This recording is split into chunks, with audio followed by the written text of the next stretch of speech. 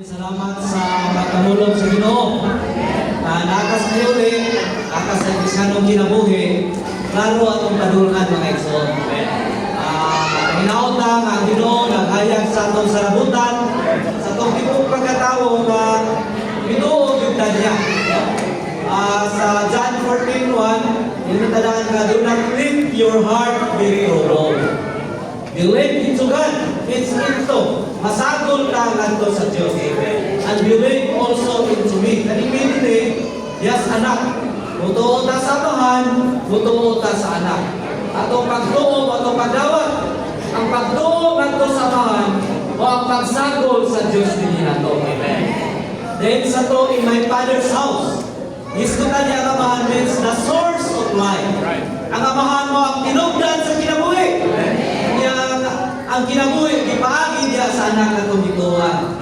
Ang balay din iskutan mo ang iglesia mga igsoon. Resort, in my Father's house are many abodes.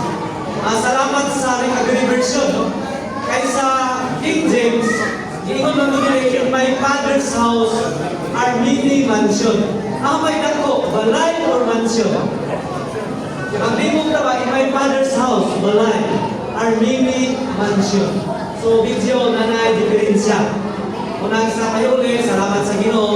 Sa balay sa akong amahan, daghang puluy-anan. Naging puluy-anan maning maison. Kita ang atong espiritu mo'y puluy-anan. Mga pa siya, ang akong pag-adto, iyong pag-adto, iyong kahikayan. Pag-adto sa cross, pagkamatay, pagkabanhaw, unahin mo siya, espiritong naghatag o kinabuhi.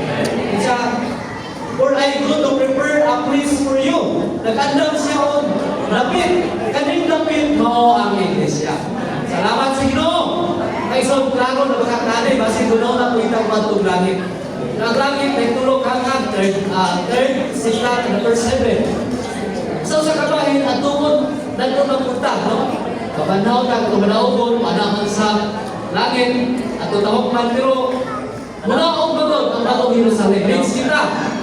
Walang salamat sa Ginoo, kaklaro atong padulungan mga igsoon. Na magpabilit na sa iglesia na mao ang panimalay sa Diyos. It's house of God, means dagaya. Sa atong panimalay bitaw, atong mga anak kung naghagulat natay daghang supply ng pagkaon atong mga anak malipay man. Agresa rin nato, kaon sa makaon, atong giluto, atong membro sa panimalay malipay kay makakaon kung naas balay. Salamat sa iglesia na mga panimalay sa Diyos. Kaya panimalay din kayo isgutan house, eskrituhan ng balay ni mga igsoon. Kaya sa balay sa itong kamahan, dato kayo. Dato ang sangkap sa mga eskrituhan ng bulan. Mga igsoon, isang nagkinaon sa itong kinabuhi, nagkamuridsig sa itong kamulong kinabuhi, nagkabalintong na, magpabiling na sa iglesia. Kaya ang Ginoo ay nasayod sa itong kasikasin. Mga hindi na magkasamok. 2024, kalimtan. Konsepong, forgetting the things behind. We must stretching forward. Mupadayon ta sa unahan. Atong goal, makaano na ito si Kristo. Salamat sa Ginoo.